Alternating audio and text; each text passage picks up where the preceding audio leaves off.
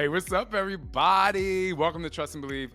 My name is Shaun T, and I'm so happy that you're here today because today we're going to enhance your ability to trust and believe in your headspace when it comes to your fitness, your nutrition, and your mental health. I have some stories for you and some tips that's going to help you have a clear headspace so that you can continue to trust and believe in who you are. Somebody say hell yeah! Now? What's up? He's better than Oprah. Come on, y'all. This is Shaun T, and it's time to trust and believe.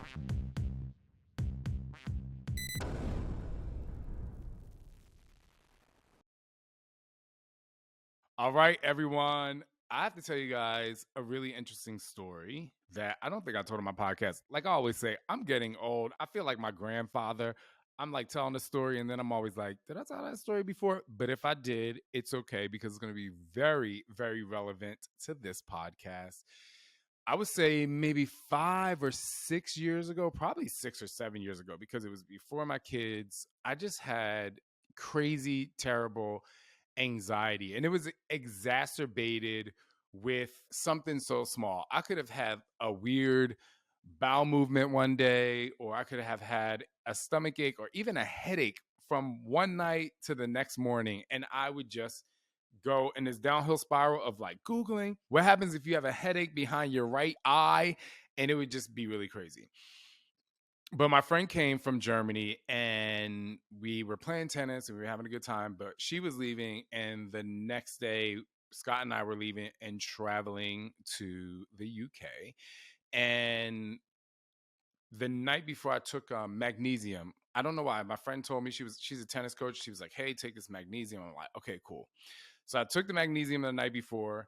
I woke up in the morning and I had a crazy bowel movement. Like it was wild.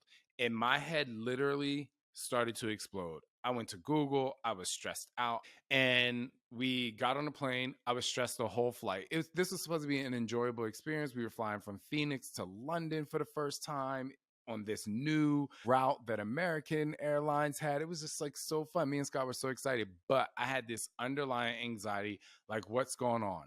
Literally from one morning of going to the bathroom. And I have to say that 3 days into the trip, I just was in this headspace, not really able to enjoy the experience of this trip because I had just so much anxiety. And I realized that I was allowing crazy thoughts into my headspace. And that was a time where I had to realize that I had to take back the real estate in my mind and not continue to put negative things in there, because not only was it affecting me, but it was affecting Scott. It was affecting this trip. And thank God he is literally one of the calmest, longest fused people I know. Like it takes a really long time to piss him off, which, you know, as the pisser offer in a relationship and the button pusher, it's probably a good thing because I'm always pushing his buttons. But when it comes to having a spouse that can actually go down this really crazy road with you so you don't just really self-destruct, having somebody like him is really great. But I also had to think to myself, I have to not allow all of this stuff into my head and allow it to take over this real estate. And so it was at that time that I started to really think about the things that I let into my mind and how it can ruin a lot of stuff. And so in today's time, I still use that. I really use some of the tools, which were really thinking things through. Scott would always say, what are the facts? You know, when it comes to anxiety, it's like kind of what fear is, false evidence appearing real, or I'm just exacerbating a situation that truly doesn't exist, or something that happens one time that's not happening, especially when it comes to health, that's not happening, 2 weeks in a row. Why am I going down this crazy dark path for something that happened once? And so, like I said, that's the time where I started to realize I have to start to not pack my brain with things that are just not real. And they're actually normal things that happen to people every day. And so in today's time, literally in present day, I am now using that tool of not allowing things to overtake my brain and take the space in my head. And I try to keep a really positive attitude. I use the word try because I still have moments that I have to use these tools to get that negativity out or to not even let it in. It's kind of like, when you cook pasta and you have the strainers, like, I want to keep the pasta, I want to get rid of the water. So I kind of have the strainer on the outside of my head, and I'm like, I want the good stuff to stay in here and the bad stuff to leave. Anyway, I say all that to say, I'm going to start with my fitness and how I keep a really good headspace when it comes to my fitness, keeping it positive, keeping it exciting. First and foremost, and I hope you do this, I have my notes here because I don't want to forget, but a lot of times, I ask myself, what am I doing? When I go to the gym and I open that door, or before I push play on my workouts, or before I rehearse a workout, I ask myself, what am I doing? And what am I doing this for?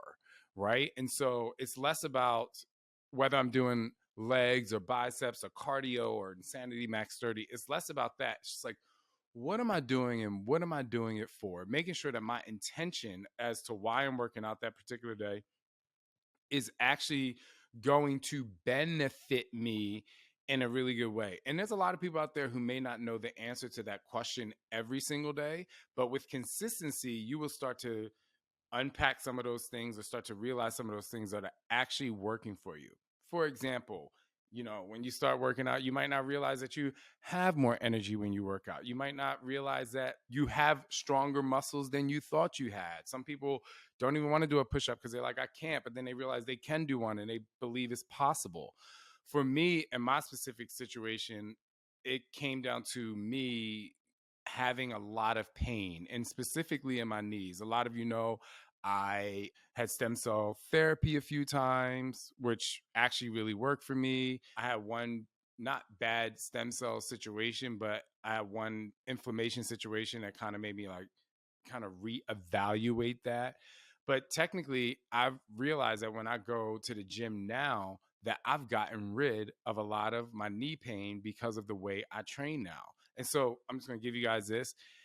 So years ago, when I did my very first test group for hip hop abs, there would be, you know, I think I had 50 people in the class of all different shapes and sizes and walks of life. It was amazing. It was so many different people.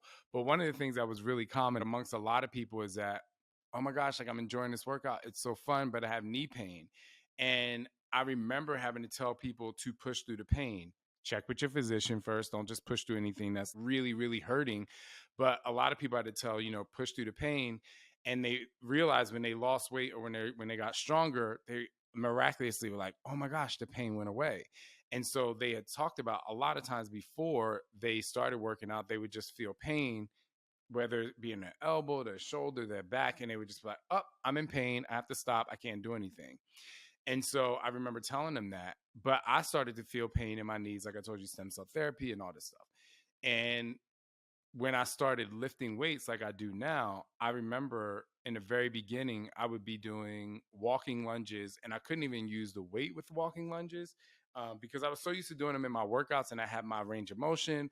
I was like, I don't have weight, I'm good. But when I started to do this new motion, it was painful. Cut to, I'm now like 10 months into my training in my new way. And I'm doing these exercises and I have no pain. And the reason why I have no pain is because I've gotten stronger. So my whole point to this is I ask myself, when I go to the gym every day, or if I'm training every day with my trainer, I'm like, why am I doing this? And for me, I am helping my joints.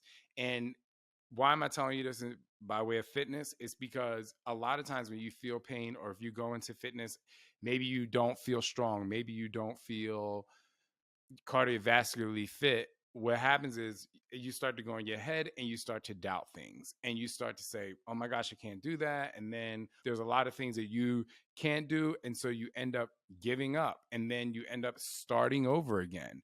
When if you just kind of stay consistent, I always say check with a physical therapist or something like that. But when you stay consistent with what it is that you're doing, you will start to see the progress. And the progress not only happens in your body, but it happens in your mind. So the more you stay fit, the more you work out, really at the end of the day, the more you stay consistent, the more you're going to start to see these positive things happen that doesn't even necessarily have to deal with how big your biceps are, or even if you are growing in your quads and your quads are popping. It's just like simple things. Like for me, it's like, wow, the knee pain is gone. I can do sissy squats now. I don't know if you know what they are, but sissy squats is actually a really funny name.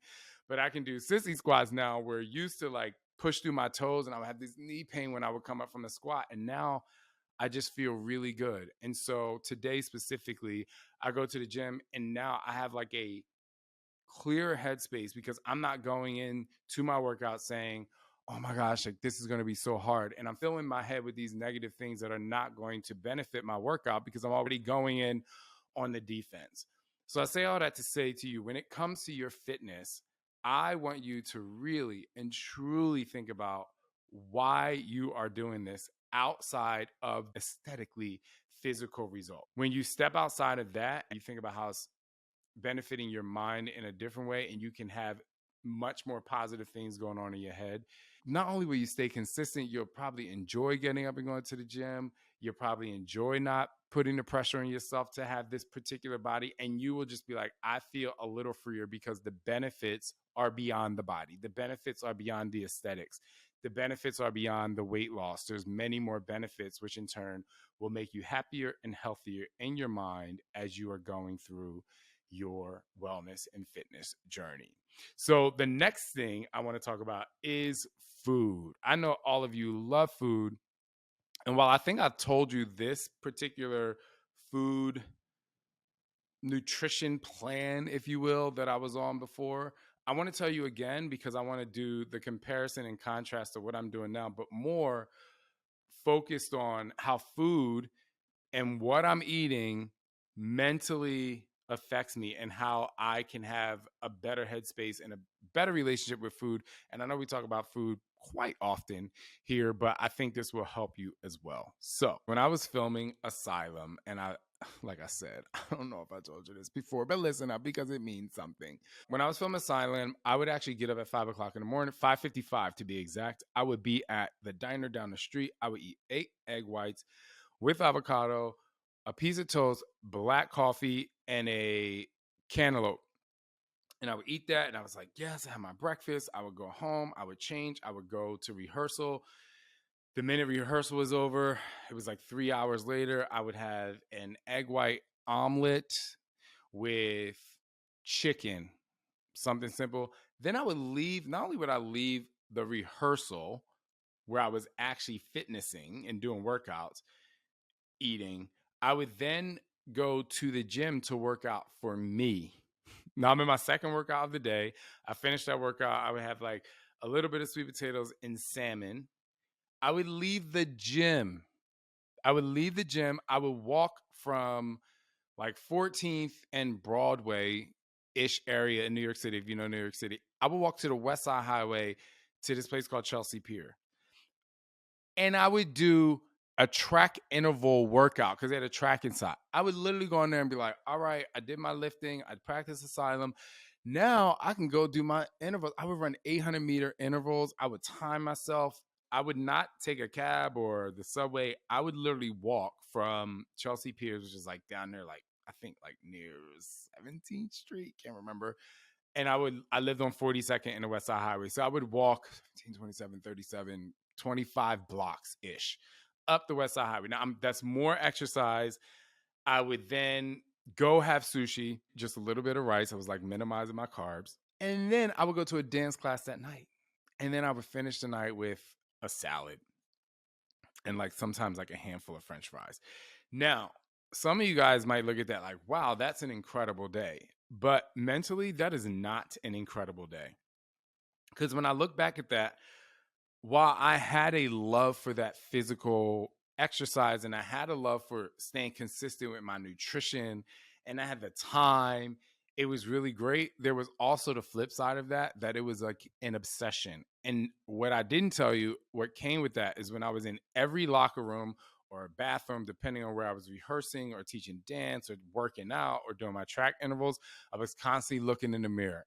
Like, what do my abs look like? What % body fat am I? Like, do I have this vein? How lean am I? Like, am I under 188 pounds? So there's like this consistency that's happening, which in a sense is good if I was like a professional athlete.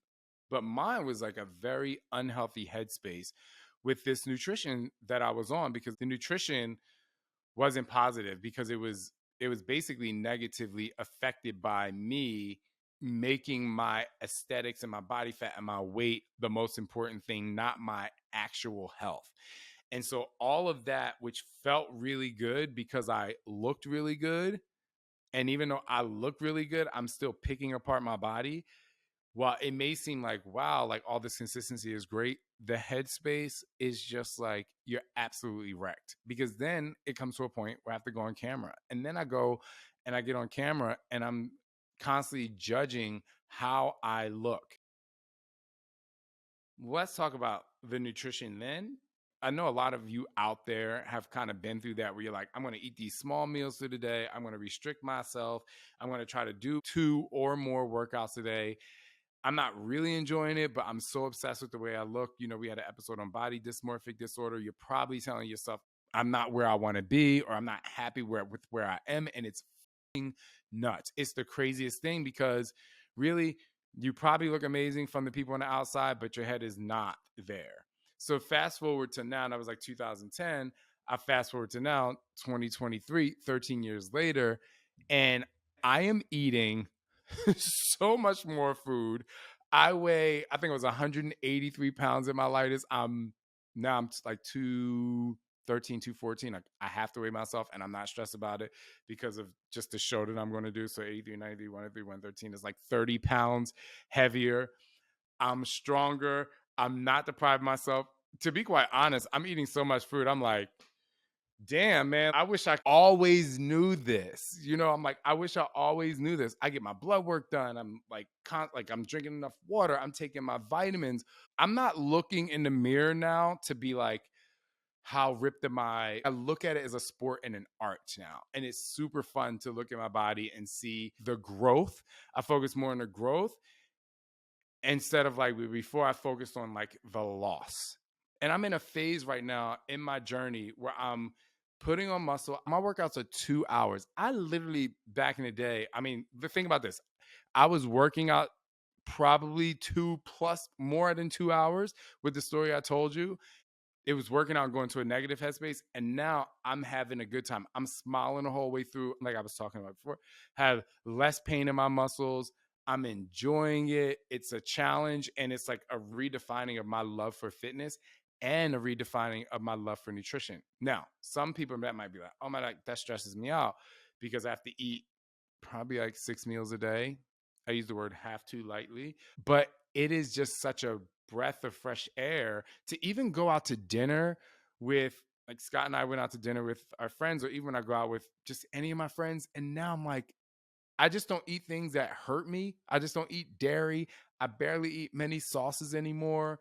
But now, like, when I go to a restaurant, I eat. I'm like, give me the rice, whether it's salmon, whether it's steak, vegetables, and I eat massive amounts. And I'm not sitting down to eat my food being like, how small can I make these portions? I'm not doing that at all. If dessert comes, like, I know what hurts my body.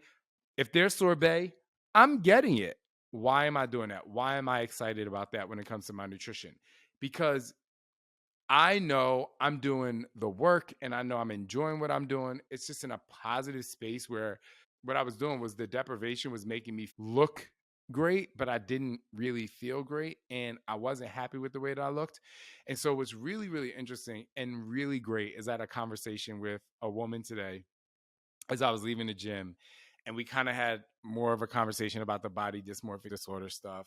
And, we were saying how there's a lot of people in the gym that started out a certain way, like, meaning trainers. There's a lot of fitness professionals that start out because they were overweight or because of anything. Like, I have friends that started out because they had, anorexia disorder or bulimia, and now they're in this place where they're healthy, which is really great because they can relate to their clients.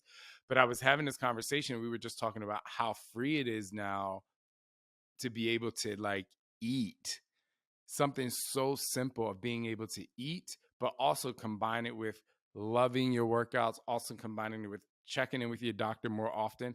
I will say that Now I get my blood work done. I get a full blood panel, hormones. Once a month, I have to get this done. It's just like really fun to be able to have the overall wellness. And the whole point is my head right now, like if before was at like maybe at a 2 or a 3 of healthiness, now it is like, I would say a 9. I don't think anything's a 10 because there is that desire to want to get bigger. It doesn't come with the heaviness and the negativity.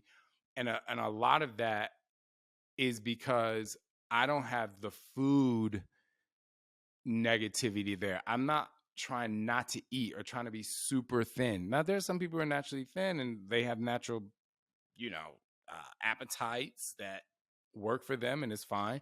But for me, I realized at 6 foot, trying to stay 188 pounds, it just wasn't the healthiest for me. And now being almost 6'1", if you want to be exact. And now being my height and being 214, hopefully 217 in a happy way I'm excited about, it's just like so amazing. It just feels so good. I feel so strong. So I say all that to say, I want you to evaluate your nutrition and how you combine it, whether it's with your fitness or maybe you're not a fitnesser, right? I have maybe like 3% times where I crave something, but there's 0% of the time where I eat it and I feel bad about eating it because my relationship with my food is amazing. Like even, my husband, Scott, look, we built a bar in our house and Scott, all I got to do is say, I feel like having a drink today. 2 minutes later, it is in front of me. It could just be a thought out loud. Now,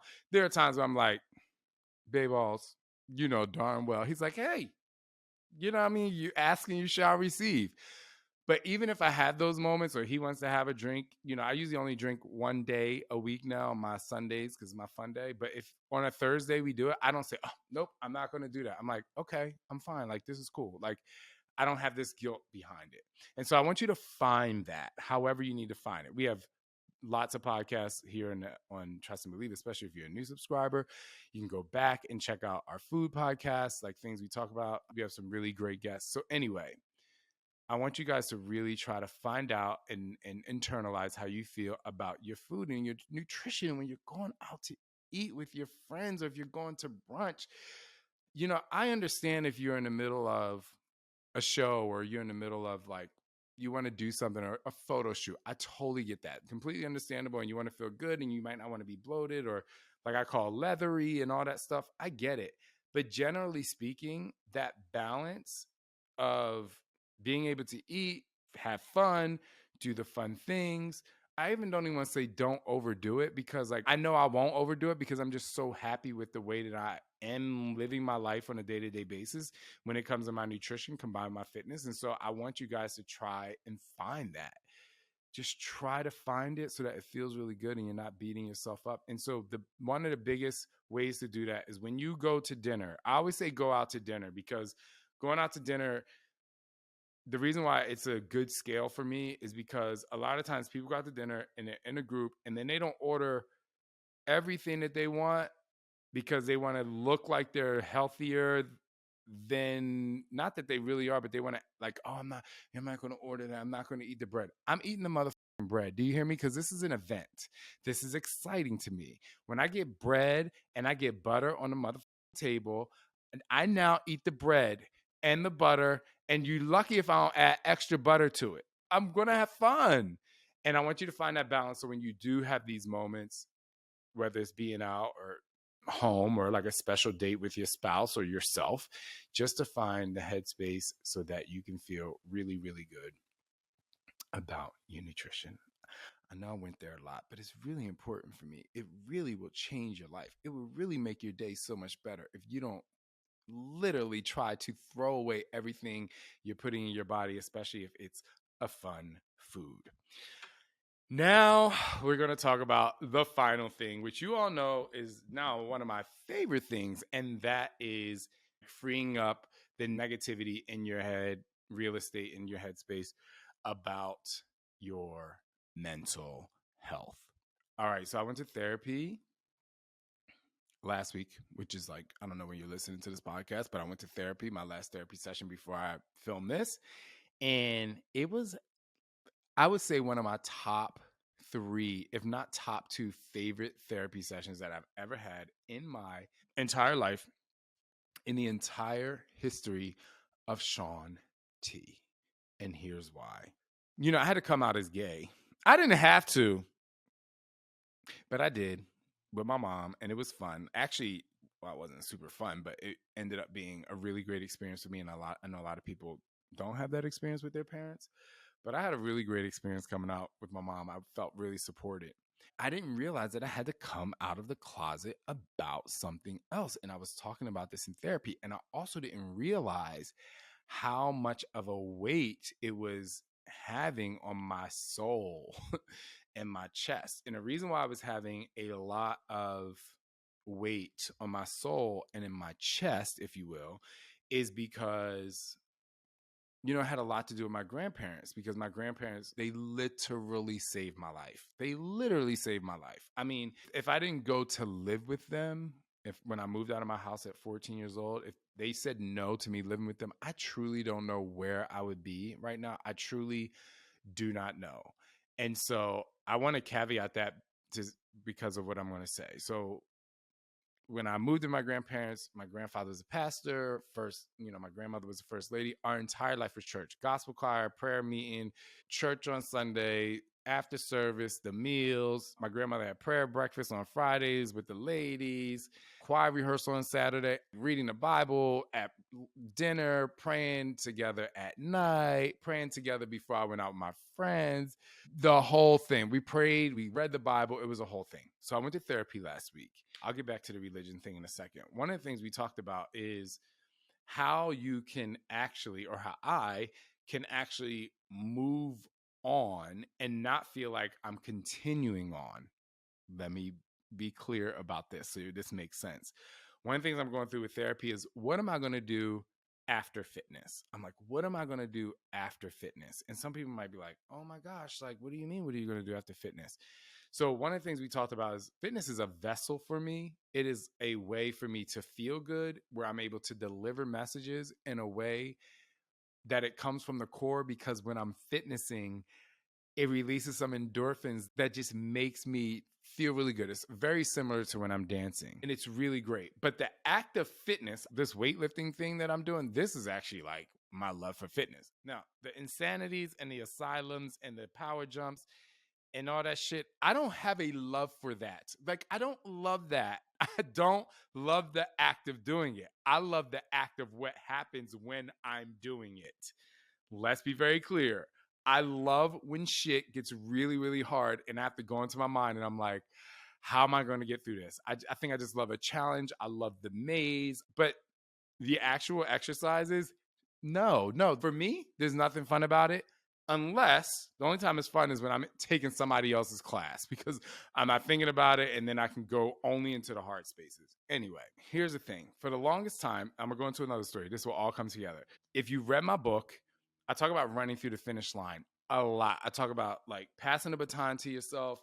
And I really enjoy the process of not finishing one thing, but finishing a lap of something in my life and passing the baton and be like, all right, what's next? Like, I have this momentum. And so what I realize in my life is that I put pressure on myself to continue on. I put pressure on myself to say, I got to continue this relay race. And a relay race is only consists of 4 people. But I've been running this relay race forever and ever and ever and ever and ever. Now I'm going to circle back to the religion thing. So the first thing I realized in this therapy session is, wait a minute. I'm still trying to pass this baton and my belief. And I'm like, but I don't believe like that. I'm not a Christian. I'm just not. Now, there's something out there. I believe in the Big Bang. I believe in being really great to people. There's some things in the 10 Commandments that I'm like, yes, like thou shalt not kill. Like, there are a lot of things that I love by way of like affirmationals. And there's really good things. But when I think of the Bible, I'm like, first of all, you done changed 18,000 times. They got 18 versions of the King James and so on and so forth. And I just realized, I was like, I am forcing myself to like try to stay in this space of religion, when I'm like, why is that a part of my narrative when it's just not? I'm a really good person. I treat people really well. At least I try to as best I can. I live in a good space of just like being a good human and helping people create really great existences and experiences in their life. I wake up every day and my main focus for my work is to help transform people's lives in a really good way. A woman came up to me on a treadmill the other day when I was warming up. I was like, "How are you?" I'm not one of those people where I ask you how you're doing and I expect you to say, "Okay." I was like, "How are you?" She's like, "You know what? I'm in a really dark place. I'm doing this in my life and it's affecting my relationship." And I'm like, listen, headphones out, let's keep walking because I need to warm up, but let's talk about it. And I'm the kind of person that's just like, all right, let's dive in. Let's go here. So the thing is, like, I give to people all the time and I really like it until I don't. And then I just take my little break and I move on. But I realize in therapy, I'm like, I'm holding on to this religious thing for what? So I just felt so good to come out. It could be jarring for people out there who are Christians. And we had a guest a few weeks ago, a few episodes back, Christian A. Smith. You have to check out that episode. It's about theology. It's amazing. But for me, it was just like I came out to be like, I grew up learning about Christianity, but I'm not a Christian and it doesn't define me. And it's okay for me to not be that way. And I know that there's a lot of other people out there who are streamlining their lives to try and not only fit a narrative, but fit into what their family told them they need to be like. And you're doing this for other people, or you're doing it because it was a part of the foundation of who you are, but it's not truly how you want to live. There are really amazing pieces of religion or spirituality. That's not how I choose to believe. And I even would make this joke with my friend who's a Christian, and I would say, I'm not going to curse around you on a Sunday because she's a Christian. And then I always follow it up with, man, I do that. And, she gets it. Me coming out about that actually stimulated a conversation with she and I of like me understanding where her Christianity lies and her faith. And it was just so profound. So that was the first thing that I was able to come out with therapy. I was like, oh my gosh, this is so amazing. Now I'm going to circle all the way back when it comes to fitness in my career. So one of the reasons why I started back therapy again, besides the fact that I was feeling really great in my life and I wanted to sustain happiness, is I'm a dad, a business owner, I'm 45. And I realized, and I've talked about this in therapy, I realized like, most people, I'm going to put this in quotes, they work for 30 years and it's like, I take teachers for instance, like 30 years and you can retire. And when I put that into perspective, I'm like, 30 years is a really long time to be doing something. And if there's no more growth to it, or you can't like fine tune what it is that you're doing and find a deeper way to do what it is that you're doing and growth and continue to do it, maybe it's time for you to move on. But what I've been forcing myself to do with fitness is like, okay, there's going to come a point where I don't know if it's I'm too old or there's going to come a point where I can't shoot workout videos anymore. And so when it came to me wanting to realize what it is that I wanted to do with my life as, fitness started to end in the way that it is now, I just kind of always felt that I needed to have that. And a lot of that comes from, people in the entertainment industry. It's like, oh, they're a comedian or they're a singer or they're a rapper, and they have to hold on to that because that's how people knew them. And I would put that pressure on myself when it came to my growth.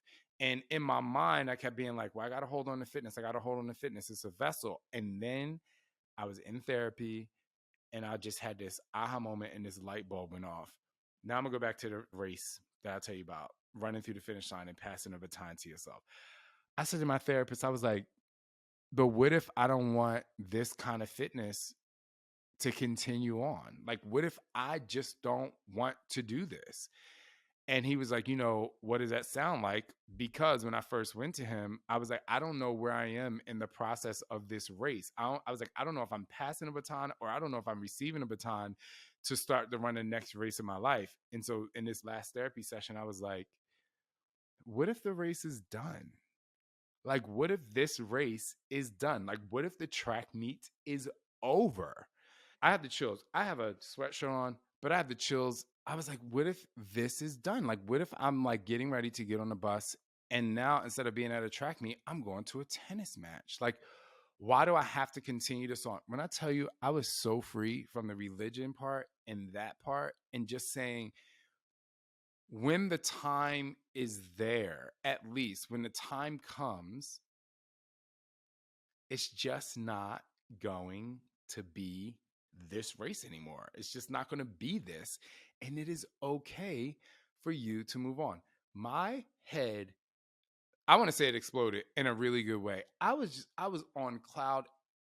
I don't usually like to go above cloud 9 or 100%, but I was literally on cloud 8,362,112. Like, I was like, this is amazing. And it was so freeing. And the reason why it was so freeing is because I immediately found another pocket in my head. I freed space for me to not only be creative, but have a desire to do whatever it is that I wanted to do. The other thing that was really amazing that my therapist said, because a lot of times when we either are making transitions in our life, especially when it comes to our careers, financially, it could be a stressor. It's like, oh, okay, well, I make this kind of money. Like, what am I going to do to make this kind of money? And my therapist says something like really amazing. He was like, why can't you downsize your lifestyle for happiness? I was like, oh my God. Now, don't get it twisted. I love making money. I'm a little competitive in that realm. But at the same time, it was an aha moment of like, he's like, you've proven that you're going to be successful at whatever it is that you want to do. Why does this particular amount of finances have to define what you have to do and be? He's like, you can still be successful without making the money that you make. Like, you can still be that successful. It was just like such an eye-opening experience that really relieved the pressure in my head of like what it is I was going to do. But the thing that it did is realizing that and taking the pressure away, it almost expanded the space in which I'm able to create and have fun. I had so many ideas when I was leaving the therapy session. I'm like, because I'm competitive, I'm like, but I can make more money doing this and getting out of that and relying on that. It was crazy. So I say all that to say, I know that was like a lot of the maze that I'm telling you about, but you can literally free your headspace by going to therapy, y'all. I know I say it a lot, but just being able to hear yourself talk, revisit your own story. Every single one of you out there can write a book and it will be an amazing story. It will be an incredible story. And therapy helps that. For me, it helps me not only enhance my story, it just helps me remember more things about my story. It helps me obviously be able to come here and be a vessel to help you continue to trust and believe in who you are and continue to help you make the change, because perfection is temporary, change is constant. And so while I know you want to perfect where you are right now when it comes to your fitness and your nutrition and your mental health, I know you want to be at this level of getting 100% on a test. Sometimes it's just about changing. And when you start to change, that percentage drops because you're learning. It's not even that it drops to a 70%, like you're getting a D. It just comes down to the fact that you're back in class about your own life. So last thing I'll say is, if you revisit you in these three realms, fitness, nutrition, and mental health, you can also be a student of yourself and you can teach yourself. And I will finish there. And I just want you all to continue to trust and believe in who you are.